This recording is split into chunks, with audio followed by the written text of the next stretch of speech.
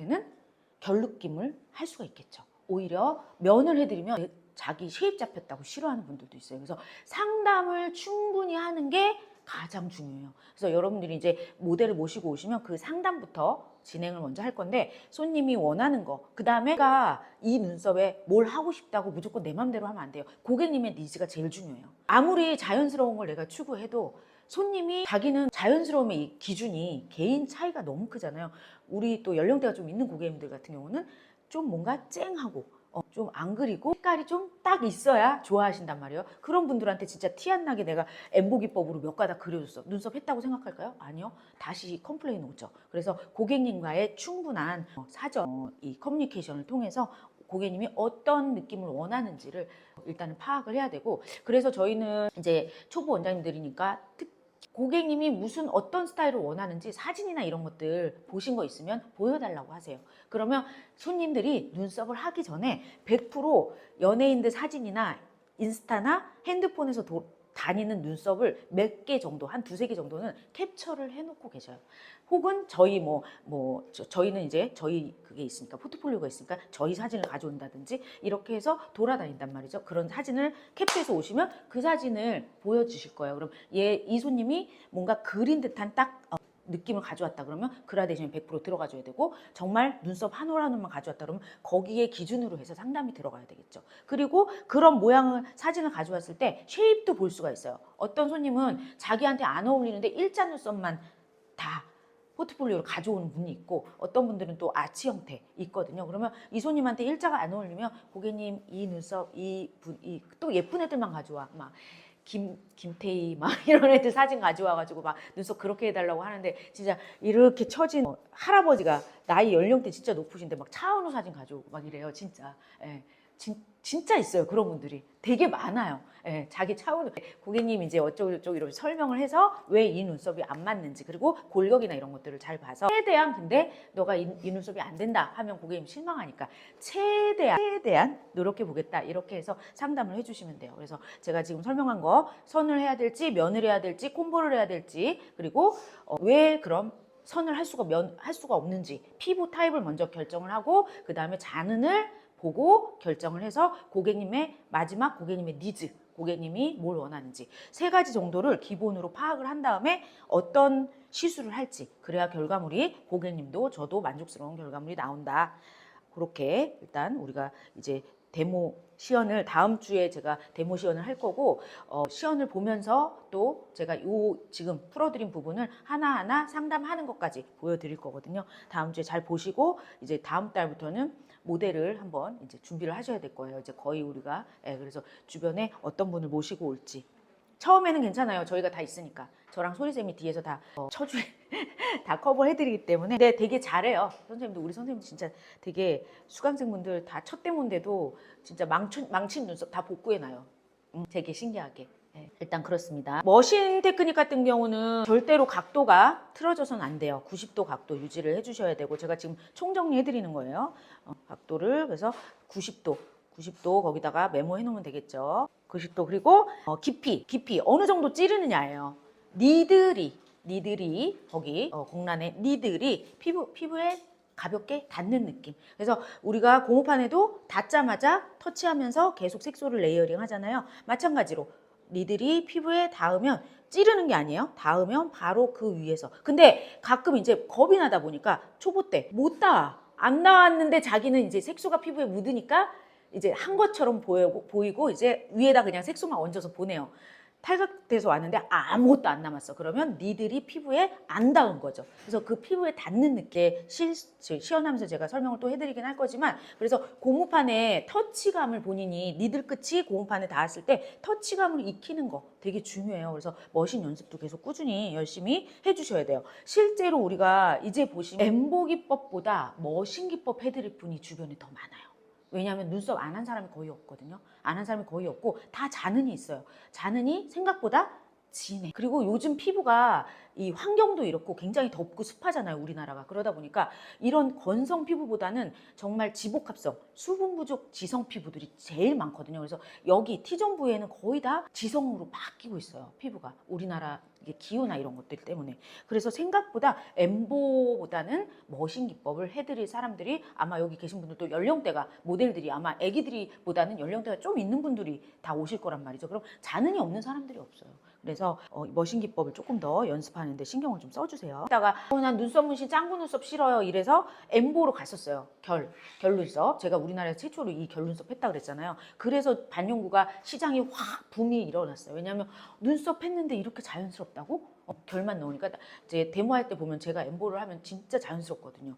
그래서 그러고 나서 그 다음에 이 잔흔들이 많아지기 시작했죠. 이제 엠보의 잔흔들이. 그러니까 명기법으로 채워야 되는데 이렇게 잘못된 사례들이 막 이렇게 진하고 잘못된 사례들이 많이 있다 보니까 수지 테크닉이 좀 자연스럽다. 그래서 수지가 한번 유행처럼 지금도 수지하고 계신 분들 많은데 유행처럼 이렇게 불었다가 다시 머신 그라데이션으로 엠보 잘못된 사례들. 이렇게 엠보가 잘못돼 있으면 여기에 엠보를 또 할 수 있어요, 없어요? 없죠.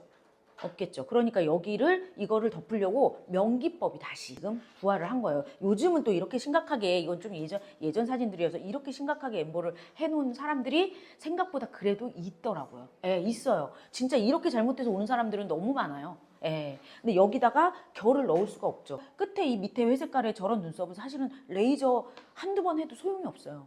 거의 한 10번씩 빼야 흐려질까 말까? 심각하게 저렇게 해놓은 눈썹들이 진짜 실제로 은근히 너무 많아요. 지금도 가끔 오세요. 도대체 최근에 하셨는데도 도대체 어디서 배워서 어디서 저렇게 하라고 가르쳤는지 진짜 상상할 수가 없어요. 근데 은근히 진짜 많다니까요. 제가 그랬잖아요. 많죠. 원장님은 이제 손님들 보면 진짜 많죠. 그리고 시골이라서 더 많을걸요. 그래서 진짜 이렇게 다니면서 보면 눈썹이 예쁜 사람이 생각보다 없어요. 예, 생각보다 없어. 나 저 사람한테 가서 하고 싶어. 이런 사람, 저 사람 어디서 했지? 이렇게 물어보고 싶은 사람이 진짜 은근히 생각보다 없죠. 예, 찾기가 진짜 되게 힘들어요. 그래서 이렇게 엠보 기법이 잘못되어 있을 때는 그냥 면으로 덮을 수밖에 없거든요. 제거를 하지 않는 이상. 예. 근데 안 했을 때보다는 훨씬 더 나아요. 그래도 차라리. 예, 이거 너무 안 예쁘니까.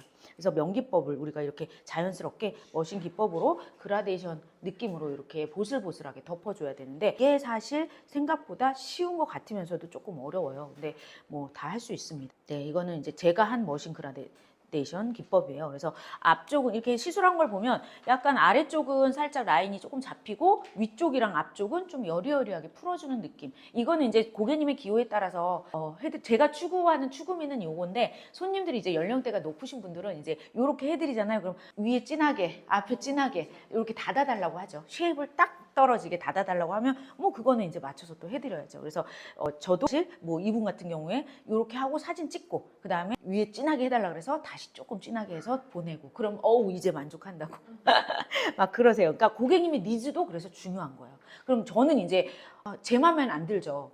제 마음에는 안 들지만 고객님 마음에 드니까 고객님이 마음에 만족하니까 가서 바로 자동으로 소문을 내고 소개가 되죠. 그래서 고객님의 니즈 파악도 되게 중요하다. 그래서 약간 융통성이 되게 많이 필요한 직업이에요. 내가 이걸 이렇게 배웠다고 고지고대로 이것만. 예. 그러면 우리 고객님들은 정말 너무 달라요. 한 사람 한 사람이 너무 차이가 많이 나기 때문에 손톱 같은 경우는 딱 정해진 칼라를 그냥 손톱 위에다 하면 되니까 이거 딱 그냥 복붙하면 되잖아요. 이걸 찾아오면 복붙하면 되는데 고객님들은 요거 조금 여기 뭐 이런 거 있죠. 여기만 조금 진하면 될 것 같은데 여기만 조금 길면 될 것 같은데 이 0.1mm의 차이에 만족하고 안 하고 그래서 우리가 디자인을 공식을 배우잖아요. 공식대로 만약에 5.5를 해줬어. 5.5에서 5.8 정도로 했는데 고객님은 1mm 더 긴 걸 원해. 근데 내가 봤을 때는 눈보다 너무 길게 빠지니까 고객님 이 정도만 해도 될 것 같은데 아니 고객님은 만족 못 하는 거예요. 그래서 1mm를 딱 해주면 이제 됐다. 이렇게 얘기를 하시거든요. 그래서 고객님의 니즈가 무엇보다 또 되게 중요하다. 여기 90도를 바로 우리가 여기서 90도를 봤을 때 눈썹 앞머리는 그냥 정자세로 누워 계신다 그러면 앞머리는 그냥 90도가 돼요. 그러면 우리가 꼬리로 갈수록 각도가 90도 만들기가 이게 90도거든요. 근데 우리가 이렇게 하고 작업하기가 사실은 생각보다 쉽지 않죠. 그리고 생각해 보세요. 이 90도랑 우리가 색소를 빨아들였다가 다시 내뱉는 원리인데 이 90도랑 어떤 게 색소 주입이 더 잘 될까요? 위에서 하는 게 더 잘 되겠죠. 바로 수직으로 떨어지니까. 그래서 우리가 모델을 어떻게 해야 돼? 모델을 돌려야죠. 고객님께 고객님 잠시만 조금 고개 돌릴게요 하고 내가 수직으로 나오는 90도 각도를 찾아줘야 돼요. 그래서 고객님을 이렇게 돌려가면서 잡고요. 그럼 반대쪽은 제가 한쪽에서 작업을 하니까 오른손잡이니까 오른쪽에서 작업을 하니까 고객님을 이쪽은 꼬리는 또 이렇게 돌려줘야겠죠. 그래서 요것 때문에 초보자들이 꼬리가 힘들어요. 꼬리색이 안 들어가요. 이런 얘기를 진짜 많이 하는데 고객님을 이렇게 돌려서 항상 피부, 내가 작업하는 표면에 머신이 90도로 위치할 수 있도록 고객님을 이렇게 돌려가면서 해야 된다. 자세 먼저 딱 잡고 그다음에 니들링 해서 요거 되게 중요합니다. 이렇게 설명을 해도 사람한테 딱 하면 막 당황하고 또 막 이거 안 되니까 고객님이 또 이제 손님이라고 생각하면 막 처음에 첫 손님은 또 처음에 몇 년 동안은 조금 불안하잖아요. 내가 초보니까. 그러니까 말 한마디도 제대로 힘든 거예요. 고객님 돌리는 것도 잘 못하는 거예요. 그래서 이렇게 자신 있게 우리가 필요한 정확한 작업을 위해서 고객님한테 딱딱 필요한 부분을 요구하는 거. 그다음에 이런 멘트에서도 고객님은 이 사람이 프로다, 초보다 이걸 느껴요. 벌벌벌 떨면서 이렇게 돌려가는 거랑 고객님 잠깐만 고개 좀 이쪽으로 조금만 돌릴게요. 이렇게 명확하게 딱 전달을 하고 일하는 거하고는 고객님이 받아들이는 신뢰감이 또 다르다. 그래서 90도 각도를 반드시 생각을 해주십시오. 또 일회용 글러브를 끼고 착용하고 고객을 실수를 하다가 고객님한테 전화가 왔다. 핸드폰 전화가 왔다. 그러면 어떻게 할 것인가, 어떤 게 했을 때 가장 맞는 내용일까. 제가 생각하기에 예상하기에는 뭐 다음 정확하게 옳지 않은 행동을 고르시오, 아니면 맞는 행동을 고르시오. 뭐 이러면 글러브를 빼고 휴대폰 전화를 받고 손을 씻고 다시 새 글러브를 낀다. 뭐 이렇게 아무튼 그런 식으로. 그래서 위생, 보건 위생 이런 것들이 너무 철저하게 될 거기 때문에 그런 부분들은 나중에 또 같이 저랑 공부를 하시면 됩니다. 피해야 할 대상을 한번 볼게요. 반영구를 피해야 할 대상. 당연히 피부 암 환자 하면 안 되겠죠. 임산부 해도 될까요? 해도 되는 경우도 있어요. 일단 우리가 아기가 뱃속에서 안정기 들어갔을 때 5개월 이후는 가능하다고 하는데 반드시 우리가 평가할 건 아니에요. 주치의의 자문을 얻어서 주치의가 하라고 하는 약간 동의서나 이런 것들을 받고 오셨을 때는 해드려도 돼요. 근데 저는 너무 그 기간을 못 찾고 굳이 낳고 하시라고 저는 얘기를 드려요. 왜냐면 그 통증이나 이런 거 긴장에 아이도 스트레스를 받을 수 있으니까. 또 이렇게 얘기를 하면 출산하고 반드시 저희한테 옵니다. 그래서 우리가 항상 시술을 하고 고객을 대할 때 우리 기준으로 하는 게 아니라 환자, 고객 중심으로 얘기를 해줘야 돼요. 고객과 고객이 겪은 상황. 그래서 아이가 받는 스트레스까지 생각하셔서 출산 후에 하시는 게 고객님한테 더 좋을 것 같다. 이렇게 얘기를 해주시고요. 바이러스 감염 환자 당연히 안 되겠죠. 이제 가장 되냐 안 되냐 문제가 많이 나는 게 켈로이드 피부. 켈로이드 피부는 뭐냐면 피부에 상처가 나면 우리의 피부는 피부를 보호하려고 세포 증식을 해요. 그런데 일정한 세포만큼 딱 아물 정도로만 세포가 증식이 돼서 우리가 피부가 아물어져야 되는데 과증식이 된 거죠. 그래서 내가 재생을 하면서 너무 많은 증식 세포들이 나오다 보니까 볼록 튀어나오는 거예요.